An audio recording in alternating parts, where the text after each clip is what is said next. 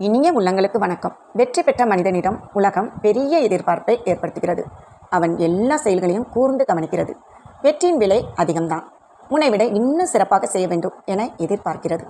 பாரதி ராஜா, மணிரத்னம், சங்கர் போன்றோர் நல்ல படம் எடுத்திருந்தால் கூட இதைவிட அதிகம் உங்களிடமிருந்து எதிர்பார்ப்போம் என்று பொதுமக்கள் பேசுவார்கள்.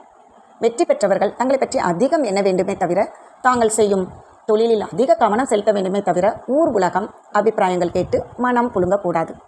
திரைப்படத்துறையில் உள்ள ஒருவர், நான் பத்திரிகையே படிப்பதில்லை, விஷயம் தெரியாதவர்கள் கூட என்னை பற்றி எழுதியிருப்பார்கள், அது என்னை பாதித்துவிடும், அதனால் நான் பத்திரிகை பார்ப்பதே இல்லை என்றாராம்.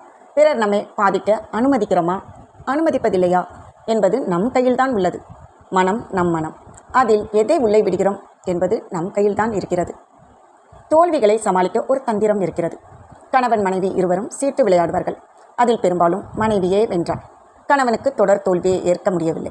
சில சமயம் வேலை உள்ளது என்று தட்டி கழித்தார். அதன் பின் நிறைய யோசித்து, கேவலம் ஒரு விளையாட்டு, இதில் காசா பணமா, விளையாட்டை கூட என்னால் விளையாட்டாக எடுத்துக்கொள்ள முடியவில்லையே, விளையாடுவதில் எவ்வளவு ஆனந்தம், அதை இழக்கலாமா என்று யோசித்து மீண்டும் ஜாலியாக விளையாட தொடங்கினார் கணவர்.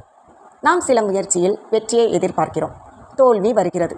அதை விளையாட்டாக எடுத்துக்கொள்வதில் வெற்றி காணும் தந்திரம் இருக்கிறது. விளையாட்டில் வெற்றி தோல்வியை அணுகுமுறை ஒரு அற்புதமான பண்பு. விளையாட்டில் தோற்றாலும் விளையாட்டு வீரர்கள் என்ன செய்கிறார்கள்? சிரித்த முகத்துடன் எதிரியிடம் சென்று பாராட்டி கை குலுக்குகிறார்கள். குழந்தைகளுக்கு இளம் பருவத்திலேயே வெற்றி தோல்வி இயல்பு என்ற மனப்பான்மையையும், நாம் தோற்று போனால் வெற்றி பெற்றவன் நம் எதிரி அல்ல என்ற நல்ல பண்பாட்டையும் இது வளர்க்கிறது. பொது வாழ்க்கையில் இந்த பழக்கம் அரிதாகிவிட்டது. அறிஞர் அண்ணா எதிர்க்கட்சி தலைவர்களுடன் அன்பாக பழகுவார். பெரியாரும் அப்படிதான். ஆனால் இன்றைய அரசியலில் நிலைமை இப்படி இல்லை. அது சரி, நீங்கள் எப்படி?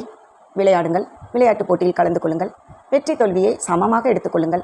வாழ்க்கையில் ஏற்படும் தோல்வியையும் அப்படி எடுத்துக்கொள்ளும் மனப்பக்குவம் உங்களுக்கு ஏற்படும். அப்பொழுது தோல்வியை கண்டு துவள மாட்டீர்கள். அடுத்த பந்தயத்துக்கு ரெடி ஆகுவீர்கள். வெற்றி உங்களுக்காக காத்து இருக்கிறது. வாழ்க்கையை நிற்கட்டும். நன்றி. மீண்டும் சந்திப்போம்.